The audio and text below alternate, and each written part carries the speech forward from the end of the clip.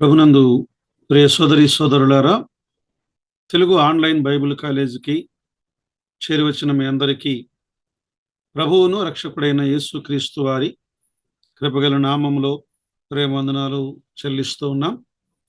ప్రియులారా, ద్వితీయోపదేశ కాండం 13వ అధ్యాయాన్ని మనము ధ్యానము చేద్దాం. 13వ అధ్యాయం, అందులో కొన్ని వచనాలు మనం చదువుకుందాం. ప్రవక్తయే గాని, కలడు కనువాడే గాని నీ మధ్య లేచి నీ ఎదుట సూచక క్రియనైనను మహత్కార్యమునైనను చేసి నీవు ఎరుగని ఇతర దేవతలను అనుసరించి పూజింతము రమ్మని చెప్పిన ఎడల. ప్రభునందు ప్రియ సోదరి సోదరులారా, 13వ అధ్యాయానికి మనం ఒక పేరు పెట్టుకుంటే, ఈ విగ్రహారాధన ప్రవేశించు మార్గములు.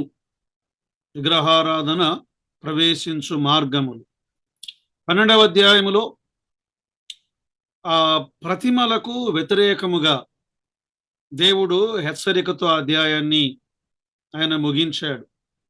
13వ అధ్యాయములో ఇశ్రాయేలు ప్రజలు దేవుని యుద్ధ నుండి ప్రతిమల వైపునకు వారు మరల్చడానికి ప్రేరేపించేటువంటి ఒక 3 ప్రయత్నములను గూర్చి దేవుడు వారిని హెచ్చరించినట్లుగా ఈ భాగములో మనం చూడగలం. చూడండి, ఈ అధ్యాయం 12 వచనాలు ఉన్నటువంటి 18 వచనాలున్న అధ్యాయం, 18 వచనాలు 3 భాగాలుగా విభజన చేద్దాం. 1 నుండి 5వ వచనం వరకు అబద్ధ ప్రవక్త ద్వారా విగ్రహారాధనకు ప్రేరేపించుట.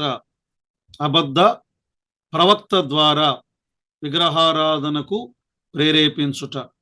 6 నుండి 11వ వచనం వరకు కుటుంబ సభ్యుని ద్వారా లేదా స్నేహితుని ద్వారా, తెలిసిన స్నేహితుని ద్వారా విగ్రహారాధనకు ప్రేరేపించుట.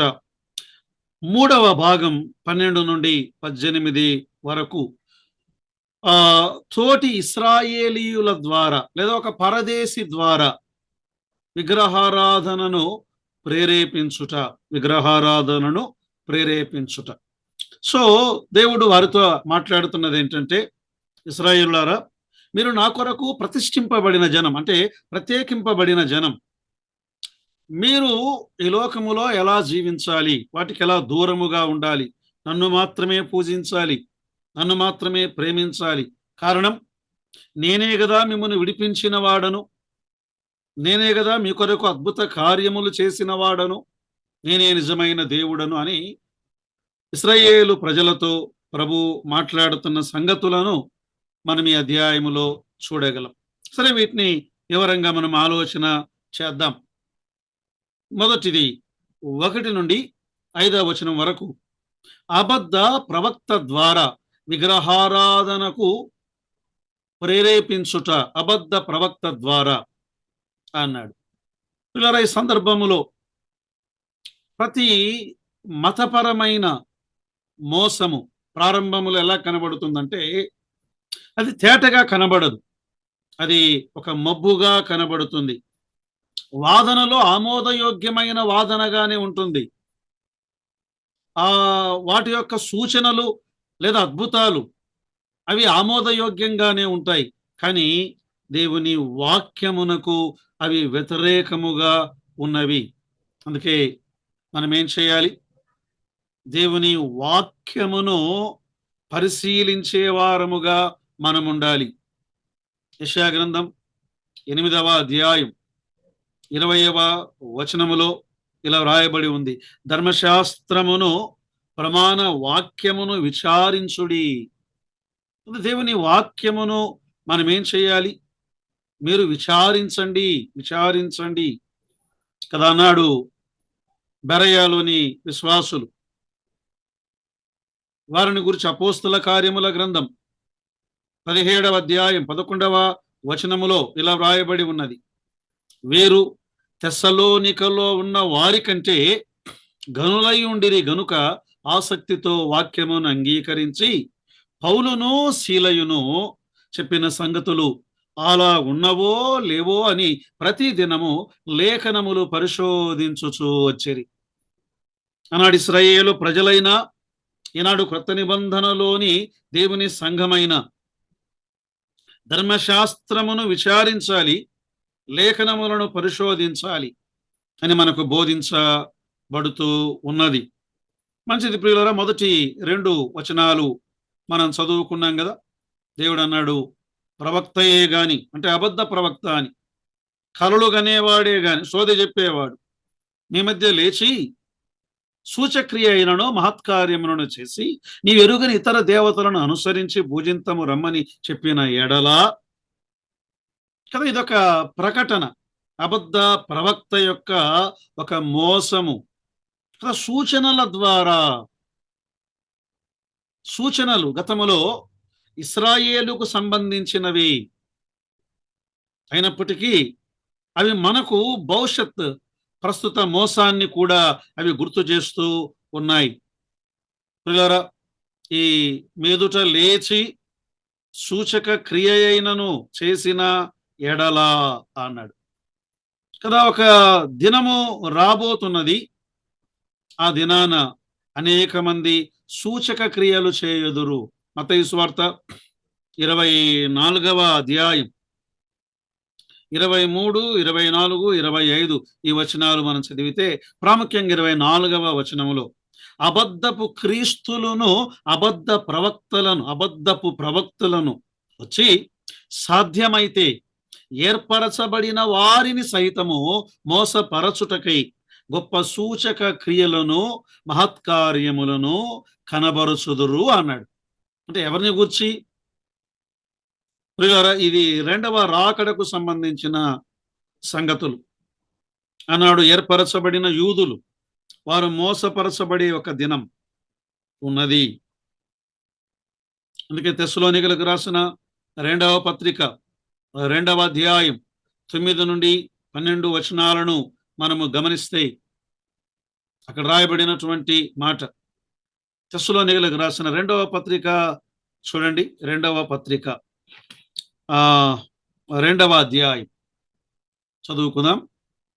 8వ వచనము నుండి, అప్పుడు ఆ ధర్మ విరోధి బయలుపరచబడును, ప్రభు అయిన యేసు తన నోటి ఊపిరి చేత వారిని సంహరించి తన ఆగమన ప్రకాశము చేత నాశనము చేయును. 9వ వచనములో, వారి రాక అబద్ధ విషయమై సమస్త బలముతోనూ నానా విధమైన సూచక క్రియలతోనూ మహత్కార్యములతోనూ దుర్నీతిని పుట్టించు సమస్త మోసముతోనూ నశించుచున్న వారిలో సాతాను కనబరుచు బలమును అనుసరించు యుండును కదా. రాబోయే భవిష్యత్ దినాల్లో ఈ క్రీస్తు విరోధి లేదా అబద్ధ ప్రవక్త లేదా వీనికి పాప పురుషుడు అని కూడా పేరు మనము ఎరుగుదాం. తెస్సలోనిక 2వ పత్రిక 2వ అధ్యాయం 3, 4 వచనాలు. మొదట భ్రష్టత్వము సంభవించి నాశన పాత్రుడు లేదా నాశన పుత్రుడు లేదా పాప పురుషుడు బయలుపరచబడితేనే గాని ఆ దినము రాదు. ఏది దేవుడనబడునో, ఏది పూజింపబడునో దాని అంతటిని ఎదిరించుచు, దానిని అంతటికి పైగా వాడు తన్ను తాను హెచ్చించుకొనుచు, తన్ను దేవుడనని తను కనబరుచుకొనుచు దేవుని ఆలయములో కూర్చుండును. భవిష్యత్తులో 7 ఏండ్ల శ్రమల కాలములు 3.5 ఏండ్లు గడిచిన తరువాత ఈ అబద్ధ ప్రవక్త వాడు నాశనకరమైన హేయ వస్తువు అని దానియేలు గ్రంథములో చెప్పబడి ఉన్నది. ప్రకటన గ్రంథములో కూడా 13వ అధ్యాయం 13, 14 వచనాల్లో చెప్పబడి ఉన్నది. ప్రియులారా, వారి యొక్క మోసకరమైనటువంటి బోధ ద్వితీయోపదేశ కాండములో 13వ అధ్యాయంలో చాలా తేటగా దేవుడు చెబుతున్నాడు. సూచక క్రియ గాని మహత్కార్యము గాని అన్నాడు. సంభవించినను ఆ ప్రవక్తల మాటలను, కలలను, మాటలను వినకూడదు. సూచక క్రియలు, అద్భుతాలు. ప్రియులారా, ఈనాడు కూడా అనేక మంది అబద్ధ బోధకులు బయలుదేరుతూ ఉన్నారు. అబద్ధమును వారు ప్రకటిస్తూ ఉన్నారు. అందుకే యోహాను రాసిన మొదటి పత్రిక 2వ అధ్యాయం 19వ వచనములో ఈ అబద్ధ బోధకులు, ఈ అబద్ధ ప్రవక్తలు వారు మనలో నుండి బయలు వెళ్ళిరి గాని వారు మన సంబంధులు కారు. వారు మన సంబంధులైతే మనతో కూడా నిలిచి ఉందురు.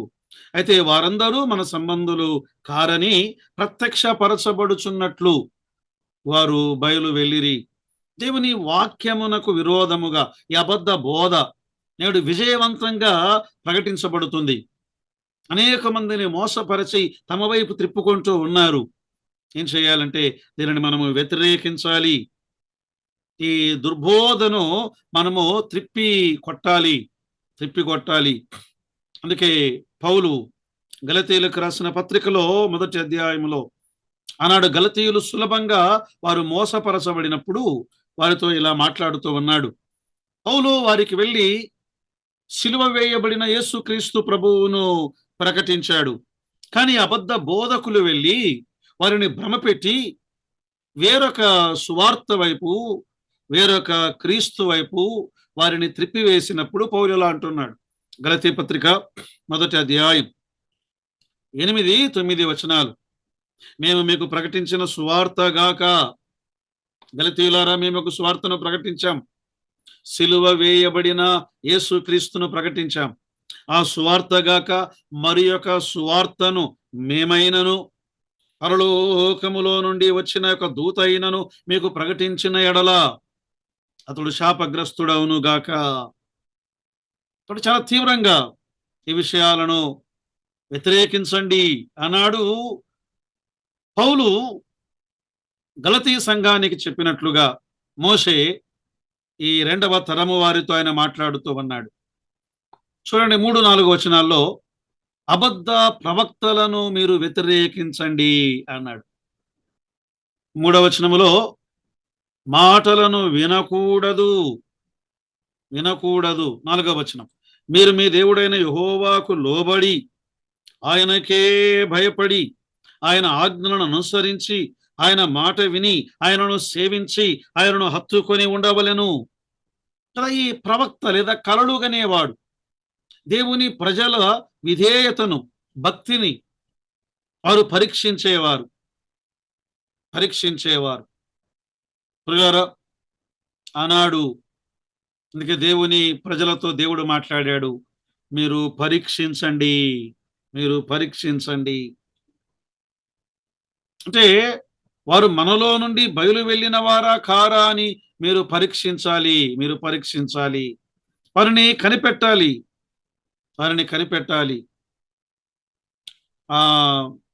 చాలా సంవత్సరాల కిందట, వేల సంవత్సరాల కిందట చెప్పబడిన మాట. ఈ మాటను యోహాను ఆయన ఇలా చెబుతూ ఉన్నాడు. మనము దేవుని ప్రేమించి ఆయన ఆజ్ఞలను పాటించినప్పుడు మనము దేవుని పిల్లలమని దాని ద్వారా మనకు తెలుస్తుంది.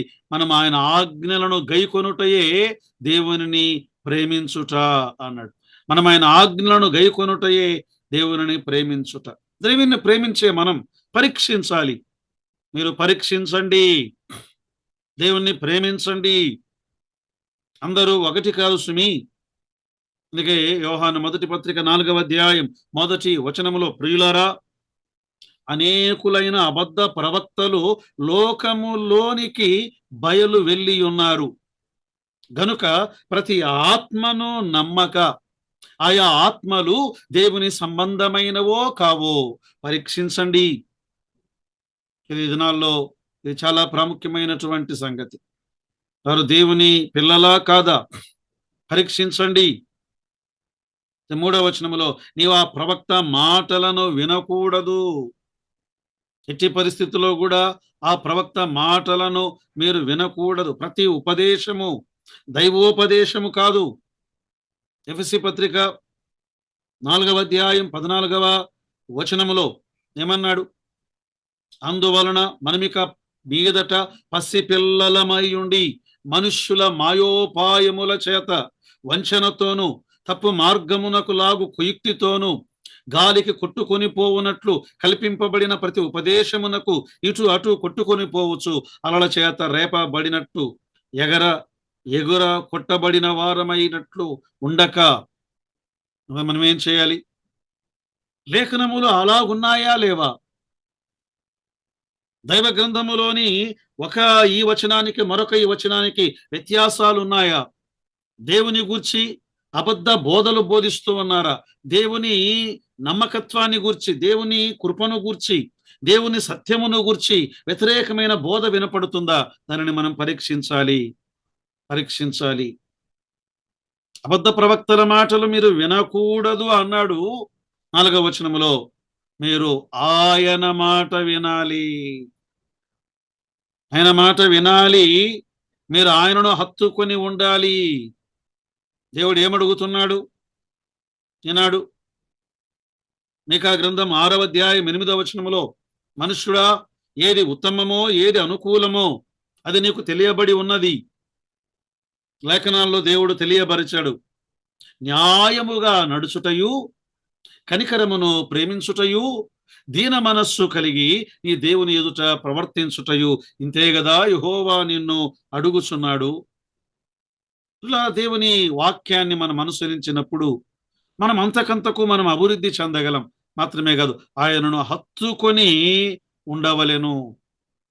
ఒకప్పుడు పాపమును హత్తుకొని ఉన్నవారం, మన అవయవములను పాపమునకు అప్పగించిన వారం. ఈనాడు మనం ఏం చేయాలి? నీతికి మనలను మనము అప్పగించుకోవాలి. 5వ వచనములో ఇలాంటి అబద్ధ ప్రవక్తలను మీరేం చేస్తారు? వారిని చంపివేయుడి, మరణశిక్ష విధింపవలెను అన్నాడు. 5వ వచనములో వానికి మరణశిక్ష విధింపవలెను, అట్లు నీ మధ్య నుండి ఆ చెడుతనమును పరిహరింపవలెను. ఇది మనము పాత నిబంధన కాలములో వారికి అక్షరార్థంగా మరణశిక్షను విధించారు. అంటే దేవుని ప్రజలను దేవుని వైపు నుండి కాక అపవాది వైపునకు త్రిప్పబడుతూ ఉండగా అటు వారిని సంహరించండి.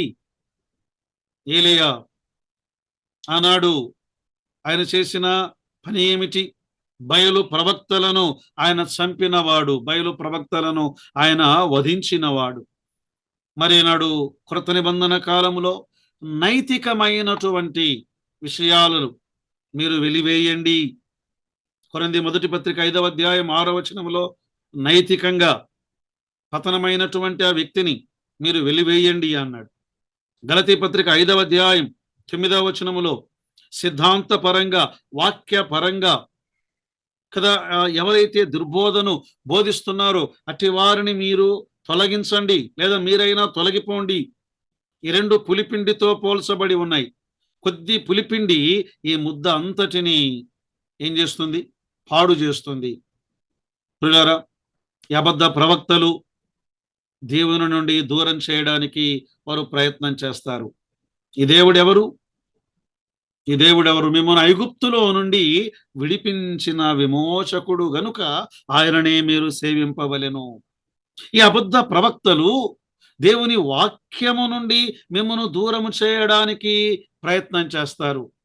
దేవుని వాక్యము ఆయన రాజీ లేని హృదయములో నుండి వచ్చినది కనుక మొదటి 5 వచనాలు అబద్ధ ప్రవక్తల ద్వారా, వారు చేసే సూచక క్రియల ద్వారా ఆ విగ్రహారాధన వైపు ప్రేరేపించబడుట.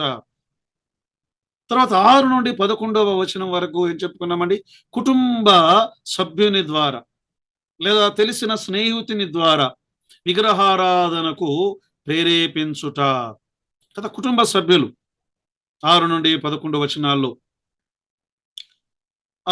ఈ భాగములో ఇది సహజమైన ప్రేమ, రక్త సంబంధులు కదా. ఇది ఇది కూడా ఎలా కనపడుతుంది? మనవారే కదా అన్నట్లుగా మనలను చీకటిలోనికి నడిపించే ప్రమాదం ఉన్నది. 6-7 వచనాల్లో బంధు ప్రీతి ద్వారా కలిగే ప్రమాదం. నీ తల్లి కొడుకే గాని, నీ సహోదరుడే గాని, నీ కుమారుడే గాని, నీ కుమార్తె గాని, నీ కౌగిటి భార్యయే గాని, నీ ప్రాణ స్నేహితుడే గాని, భూమి యొక్క ఈ కొన మొదలుకొని ఆ కొన వరకు నీకు సమీపముగా నుండినను, నీకు దూరముగా నుండినను, నీ చుట్టూ నుండు జనముల దేవతలలో నీవును నీ పితరులను ఇరుగని ఇతర దేవతలను పూజింతుము రమ్మని రహస్యముగా నిన్ను ప్రేరేపించిన ఎడల. కదా, ఈ దగ్గరి వారు వారు ఎలా ప్రేరేపిస్తారట? రహస్యముగా, నేరుగా కాదు, ఏవో కల్పించి. కదా, ఈ బంధు ప్రీతి ఏలి తన కుమారులను దేవుని కంటే ఎక్కువగా ప్రేమించినందున ఏలి ఏమయ్యాడు? నిందకు గురి అయ్యాడు. సమూయేలు మొదటి గ్రంథం 2వ అధ్యాయం 29వ వచనం. సమూయేలు మొదటి గ్రంథం 3వ అధ్యాయం 13వ వచనం. కదా, ఇది ఆ దినాల్లో ఈ అనేకమైన ఉదాహరణలు మనం చూడగలం. సింహాసనాన్ని పొందేందుకు అధోనియా చేసిన ప్రయత్నం ఏం చేశాడు? నేనే దావీదు అతనిని క్రమశిక్షణలో ఉంచటానికి విఫలమయ్యాడు. అందుకే దైవ గ్రంథములో మీకా గ్రంథం 7వ అధ్యాయం 5, 6, 7 వచనాల్లో స్నేహితుని యందు నమ్మిక ఉంచవద్దు, ముఖ్య స్నేహితుని నమ్ముకునవద్దు కదా. వారే అనేక సార్లు దేవునికి దూరము చేసేవారుగా ఉన్నారు కదా. వీరు ఎలా ప్రేరేపిస్తారంటే రహస్యముగా, బహిరంగముగా బోధించరు వారు. రహస్యమైన బోధ. పేతురు 2వ పత్రిక 2వ అధ్యాయం 1వ వచనం. మరియు అబద్ధ ప్రవక్తలు ప్రజలలో ఉండిరి, ఇది పాత నిబంధనలో. అటువలేని మీలోను అబద్ధ బోధకులు ఉందురు ఇప్పుడు క్రొత్త నిబంధన కాలములో. వీరు తమ్మును కొనిన ప్రభువును కూడా విసర్జించుచు తమకు తామే శీఘ్రముగా నాశనము చేసుకొనుచు నాశనకరమైన భిన్నాభిప్రాయములను రహస్యముగా బోధింతురు. ఈ దుర్బోధకులు ఎప్పుడైనా సరే బహిరంగంగా బోధించేవారు కాదు, రహస్యముగా బోధించేవారు. ఏదేను తోటలో ఆదాము హవ్వల దగ్గర, హవ్వ ఒక్కటే ఉందని కాదు, ఇద్దరున్నారు అక్కడ.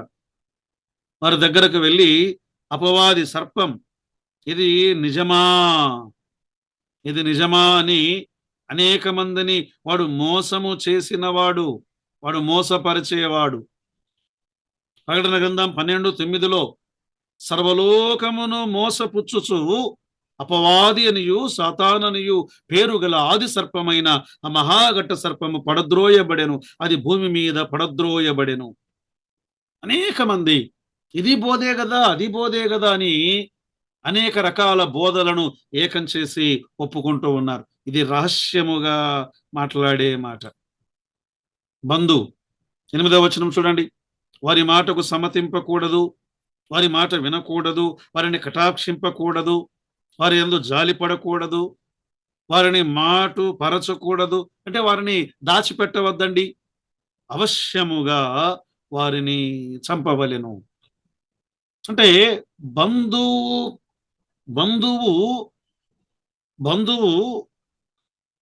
నిన్ను ప్రేమించి నిన్ను ఐగుప్తులో నుండి విడిపించి అరణ్యములో నీ కొరకు అద్భుత కార్యములు చేసిన దేవునికి వ్యతిరేకంగా నిన్ను లాగుతూ ఉండగా బంధువు ముఖ్యమా? ఐగుప్తులో నుండి విమోచించిన విమోచకుడు ముఖ్యమా? బంధువు నీ కొరకు పరలోకము నుండి దిగి వచ్చి నీ కొరకు ప్రాణం పెట్టి నీ కొరకు సమాధి చేయబడి తిరిగి లేచి ఈనాడు నీలో నివసిస్తూ నిన్ను నడిపిస్తున్న ఈ దేవుడు ముఖ్యమా? ఈ బంధువు ముఖ్యమా? కదా, ఈ మాటను మనము వింటూ ఉండగా దేవుడు చాలా తేటగా ఆయన మాట్లాడుతున్న మాట. మనము ఎవరిని ప్రేమించాలి? చూడండి, దైవ గ్రంథములో లూకా సువార్త 14వ అధ్యాయం 26వ వచనములో యేసు క్రీస్తు ప్రభువారు ఆయన ఇలా చెప్పారు. ఏమన్నారు? 26, 27. ఎవడైనను తన సిలువను మోసుకొని నన్ను వెంబడింపని ఎడల వాడు నా శిష్యుడు కానేరడు అంటూ 25వ వచనములో, ఎవడైనను నా యొద్దకు వచ్చి తన తండ్రిని, తల్లిని, భార్యను, పిల్లలను, అన్నదమ్ములను, అక్క చెల్లెండ్లను, తన ప్రాణమును సహా ద్వేషింపకుంటే అన్నాడు. అంటే ప్రియులారా, దేవునిని మనము ప్రాణము కంటే ఎక్కువగా ప్రేమించాలి. కారణం ఏమిటి? ఆయన తన ప్రాణము కంటే ఎక్కువగా నిన్ను నన్ను ఆయన ప్రేమించినవాడు. దేవుని ప్రేమ మనము ఇంకా పాపులమై ఉండగానే ఆయన మనలను ప్రేమించిన ప్రేమ. రోమీయులకు రాసిన పత్రిక 5వ అధ్యాయం 6వ వచనములో, ఏలైనగా మనం ఇంకా బలహీనులమై ఉండగా అన్నాడు. 8వ వచనములో, అయితే దేవుడు మన ఎడల తన ప్రేమను వెల్లడిపరచుచున్నాడు. ఎట్లనగా మనం ఇంకను పాపులమై ఉండగానే క్రీస్తు మన కొరకు చనిపోయెను.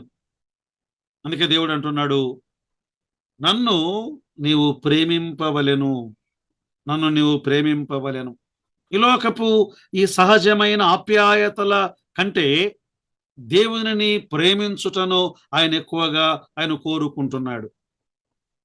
అందుకే తిమోతికి రాసిన 2వ పత్రిక 3వ అధ్యాయం 4వ వచనములో, లేదా 3వ అధ్యాయం 1వ వచనము నుండి 3వ వచనం వరకు మనము గమనిస్తే ఈ లోకపు ప్రేమలు కనబడుతున్నాయి. స్వార్థ ప్రియులు, స్వార్థం, లేదా ధనాపేక్ష, బింకం, అహంకారం, దూషకులు, తల్లిదండ్రులకు అవిధేయులు, కృతజ్ఞత లేనివారు, అపవాదులు, అజితేంద్రియులు, సజ్జన ద్వేషులు, దేవుని కంటే సుఖానుభవమును ఎక్కువగా ప్రేమించువారు, దేవుని కంటే సహజమైన ఆప్యాయతలను ఎక్కువగా ప్రేమించువారు.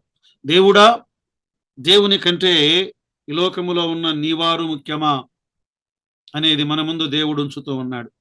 9 నుండి 11వ వచనము వరకు కదా, ఈ బంధు ప్రీతి దేవునికి వ్యతిరేకముగా ఉంటే ఆ బంధు ప్రీతిని మీరు విసర్జించండి.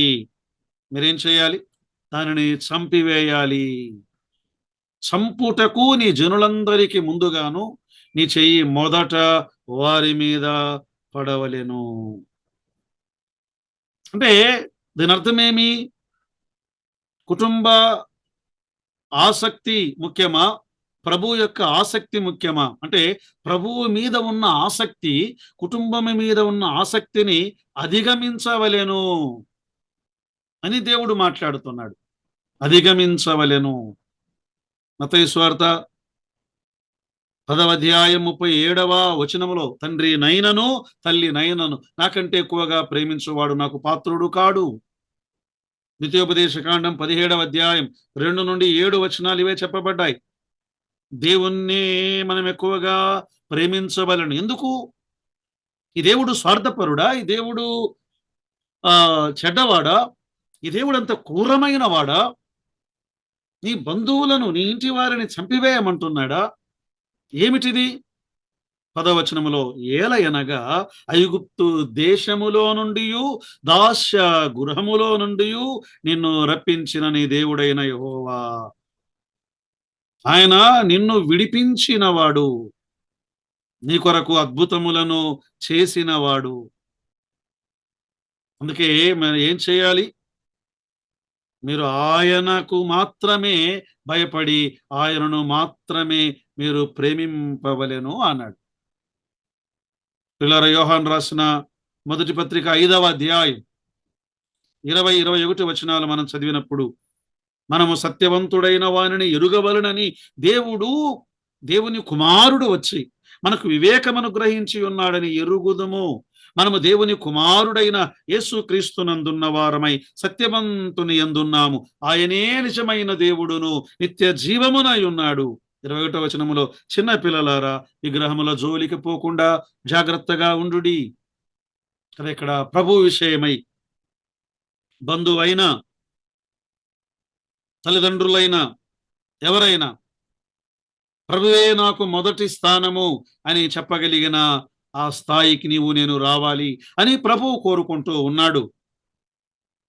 మొదటి 5 వచనాలు అబద్ధ ప్రవక్త ద్వారా విగ్రహారాధన వైపుకు మళ్లించుట. మనం ఏం చేయాలి? వారిని విసర్జించాలి, చంపివేయాలి. కుటుంబ సభ్యుల ద్వారా, రెండవది 6-11, కుటుంబ సభ్యుల ద్వారా ఈ విగ్రహారాధన వైపు ప్రేరేపించుట, వారిని చంపివేయాలి, విసర్జించాలి. 12-18 వరకు, 12-18 వరకు పరదేశి ద్వారా విగ్రహారాధన వైపు ప్రేరేపించుట. వారిని కూడా మనం ఏం చేయాలో దేవుడు తేటగా ఆయన చెప్పాడు.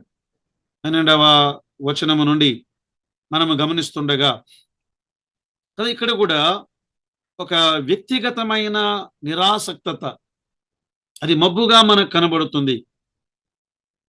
అది మెల్లమెల్లగా మనకు తెలియకుండానే మనలోనికి ప్రవేశించే ప్రమాదము ఉన్నది. 12-13 వచనాల్లో నీవు నివసించుటకు నీ దేవుడైన యెహోవా నీకిచ్చుచున్న నీ పురములలో ఏదో ఒక దాని యందు పనికిమాలిన కొందరు మనుషులు లేచి మీరు ఎరుగని ఇతర దేవతలను పూజింతము రండని తమ పుర నివాసులను ప్రేరేపించారని నీవు వినిన ఎడల ఆ సంగతిని శోధించి పరీక్షించి బహుగా విచారింపవలెను. ఇక్కడ పనికిమాలిన కొందరు అన్నాడు. అంటే ఇశ్రాయేలీయులలో పొరుగు వారి ద్వారా ఈ మాటలు వినబడుతున్నప్పుడు నీ చెవికి వినబడినది, నువ్వేం చేయాలి? వాటిని మీరు విచారించండి. అది నిజమా కాదా అని విచారించండి. విచారించటము అనేది చాలా ప్రాముఖ్యమైనది. విచారించి ఏం చేయాలి? ముందుగా విచారణ అనేది చాలా ప్రాముఖ్యమైనది. సమూయేలు 2వ గ్రంథం 12వ అధ్యాయం 7-8 వచనాలలో అక్కడ రాయబడినటువంటి మాట, నేను నిన్ను ఇశ్రాయేలీయులకు రాజుగా అభిషేకించాను, సౌలు చేతిలో నుండి నిన్ను విడిపించాను, నేను నీకు నీ యజమాని ఇంటికి ఇచ్చాను, ఆయన దృష్టికి చెడు చేయాలని నీవెందుకు ఆలోచించావు? దావీదు జీవితంలో ఆయన చేసిన చెడును దేవుడు విచారించాడు కదా. మనము ఈ విగ్రహారాధన విషయాలను విచారించాలి. సొలొమోను ఆ దినాలలో చేసినటువంటి కార్యం, రాజుల మొదటి గ్రంథం 21వ అధ్యాయములో నాబోతు మీద జరిగినటువంటి ఆ కార్యమును విచారించాలి. అదే కొత్త నిబంధన కాలములో రోమీలకు రాసిన పత్రిక మొదటి అధ్యాయం 29వ వచనము నుండి లేదా 18వ వచనము నుండి 23వ వచనం వరకు, క్షమించండి 18 నుండి, దుర్నీతి చేత సత్యమును అడ్డగించు మనుష్యుల యొక్క సమస్త భక్తిహీనత మీదను దుర్నీతి మీదను దేవుని కోపము పరలోకం నుండి బయలుపరచబడుచున్నది. అది మనుషులు ఏం చేస్తున్నారు? ఎవరు దేవుడో ఎవరు సృష్టికర్తయో ఆ దృశ్య లక్షణాలు, దేవుని నిత్యశక్తి, దేవుని యొక్క ఆ దైవత్వము, వీటన్నిటినీ ఆలోచించక వారు ఏం చేస్తూ ఉన్నారు అంటే, ఆ దేవుని మహిమను మనుష్యుల యొక్కయు, జంతువుల యొక్కయు, పక్షుల యొక్కయు, చతుష్పాద జంతువుల యొక్కయు, పురుగుల యొక్కయు ప్రతిమా రూపముగా మార్చిరి. దేవుడు వాటిని మీరు విచారించండి అన్నాడు. మీరు వాటిని విచారించండి. 14వ వచనములో చూడండి, పొరుగు వారి ఎడల మీ స్పందన ఇలా ఉండాలి అన్నాడు ఆయన. 14, 15, 16 వచనాలు, అది నిజమైన ఎడల అనగా అతి హేయమైనది నీ మధ్య జరిగిన ఎడల ఏం చేయాలి? 15వ వచనములో కత్తి వాత చేత సంహరించాలి. 16వ వచనములో అగ్ని చేత బొత్తిగా కాల్చివేయవలెను. విచారించినప్పుడు మనము దాని విషయమై తీర్పు తీర్చాలి. అందుకే మనము ఈ విచారించుట అనేది చాలా ప్రాముఖ్యమైనది. మహాజ్ఞాని సొలొమోన్ ఆయన ఏమన్నాడు? సామెతల గ్రంథం 8వ అధ్యాయం 13వ వచనములో, ఒక విషయమును వినక ముందు సమాధానము చెప్పేవాడు వాడు మూర్ఖుడు అన్నాడు కదా. ధర్మశాస్త్ర ప్రకారమైనటువంటి కార్యములను మీరు జరిగించండి. అటు వారిని ఏం చేయాలి? మీరు కాల్చివేయండి, వెలివేయండి, కత్తివాత చేత హతము చేయండి. ప్రియులారా, అయితే క్రొత్త నిబంధన కాలములో మనము గమనించినప్పుడు దాని విషయమై దేవుడు ఏమని మాట్లాడుతూ ఉన్నాడు? కొరింథీయులకు రాసిన మొదటి పత్రిక 5వ అధ్యాయం 4, 5 వచనాల్లో ఏమన్నాడు ఆయన? ఏమనగా ప్రభు అయిన యేసు దినమందు వాని ఆత్మ రక్షింపబడినట్లు శరీర ఇచ్చలు నశించునట్లు మన ప్రభు అయిన యేసుక్రీస్తు నామమున మీరును నా ఆత్మయు మన ప్రభు అయిన యేసుక్రీస్తు బలముతో కూడా వచ్చినట్టి అటి వారిని సాతానుకు అప్పగింపవలెను. అంటే అటి వారిని మీరు వెలివేయండి, అటి వారిని వెలివేయండి. అయితే కొత్త నిబంధనలో 2వ పత్రికలో మొదటి అధ్యాయములో, ఒకవేళ అటివాడు మారు మనస్సు పొందిన ఎడల మీరేం చేయాలి? అటి వారిని తిరిగి మీరు చేర్చుకొనవలెను అన్నాడు. మీరు చేర్చుకొనవలెను అన్నాడు. సంపూర్ణంగా వారు వెలివేశారు.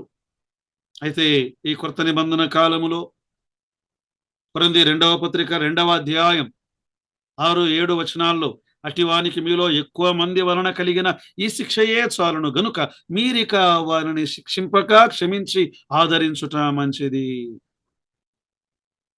కదా. ఒకవేళ అత్యధికమైన దుఃఖములో మునిగిపోవునేమో, కావున వాని ఎడల మీ ప్రేమను స్థిరపరచవలనని మిమ్మను బతిమాలు కొనుచున్నాను. 17, 18 వచనాలు చూద్దాం. చూడండి, ద్వితీయోపదేశ కాండం 13వ అధ్యాయం 17, 18 వచనాలు. అంటే విగ్రహారాధన పరిచయము చేసిన వారిపై శిక్షకు గల కారణమేమి? ఎందుకు వారిని శిక్షించాలి? ఎందుకు వారిని శిక్షించాలి? లేదా ఈ పరదేశిని చంపుటకు గల కారణమేమి? 17, నేడు నేను నీకు ఆజ్ఞాపించు ఆయన ఆజ్ఞలన్నిటినీ గైకొనొచ్చు. ఈ దేవుడైన యెహోవా దృష్టికి యథార్థమైన దానిని చేయుచు. ఈ దేవుడైన యెహోవా మాట వినున్నప్పుడు యెహోవా తన కోపాగ్ని నుండి మల్లుకొని నీ యందు కనికరపడి నిన్ను కరుణించి నీ పితరులతో ప్రమాణము చేసిన రీతిని నిన్ను విస్తరింపజేయునట్లు నిర్మూలము చేయవలసిన దానిలో కొంచెమైనను నీ యొద్ద ఉంచుకొనకూడదు. ఎందుకు సంపూర్ణముగా నిర్మూలము చెయ్యాలి అంటే, దేవుడు తన కోపము నుండి మల్లుకొంటాడు 1, 2 ఆయన కనికర పడుతాడు, కరుణిస్తాడు, 3 ఆయన నిన్ను విస్తరింప చేస్తాడు. ఎప్పుడైతే దేవుని మాట ప్రకారము నీవు వారికి శిక్షను విధిస్తే దేవుడు చేసేటువంటి కార్యము ఏమిటి అంటే, ఆయన కోపము నుండి ఆయన మల్లుకొనువాడు. దేవుడు కోపము నుండి మల్లుకునేవాడు. ఆయన కోపమును రేపక ఉండాలి అన్నాడు ఆకాను. ఎప్పుడైతే పాపము చేశాడో వారు ఓడిపోయారు ఇశ్రాయేలు ప్రజలు. యెహోషువ గ్రంథం 7వ అధ్యాయం 26వ వచనములో వారిని రాళ్లతో కొట్టి ఆకాను అతని కుటుంబం అంతటిని వారిని అగ్ని చేత కాల్చి వారి మీద రాళ్లను పెద్ద కుప్పగా వేసిరి. ఆ తర్వాత 8వ అధ్యాయములో హాయి మీద దేవుడు వారికి విజయాన్ని ఆయన అనుగ్రహించాడు. కదా, వారిని విస్తరింప చెయ్యాలి. దేవుని వాగ్దానం ఇది. ఆయన మాటలను మనము గైకొనాలి, ఆయన వాక్కును మనము గైకొనాలి. మత్తయి సువార్త 7:21లో ప్రభువా ప్రభువా నన్ను పిలుచు ప్రతివాడు పరలోక రాజ్యములో ప్రవేశింపడు గాని నా తండ్రి చిత్త ప్రకారము చేయువాడే పరలోక రాజ్యములో ప్రవేశించును. ఆయన వాక్కు చొప్పున నిజమే, ఆయన ఏమన్నాడు? నన్ను హత్తుకోండి, నన్ను ఆరాధించండి, నన్ను గాక వేరొక ప్రకృతిని, వేరొక ప్రతిమను, వేరొక వ్యక్తిని, లోకమునైనను, లోకములో ఉన్న ధనమునైనను, దేనినైనను నాకంటే ఎక్కువగా మీరు ఆరాధించిన ఎడల మీకు నష్టము. ఆయన మాట ప్రకారం మనం చేయాలి.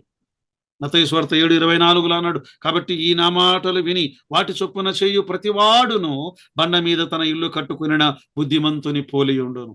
ప్రియ సోదరి సోదరులారా, ఆయన మాట ప్రకారం మనం ఈ లోకములో చేయుటకు, ఆయనను హత్తుకొని జీవించుటకు పరిశుద్ధాత్మ దేవుడు మనకు కృపను సహాయమును దయచేయునుగాక. ఆమేన్.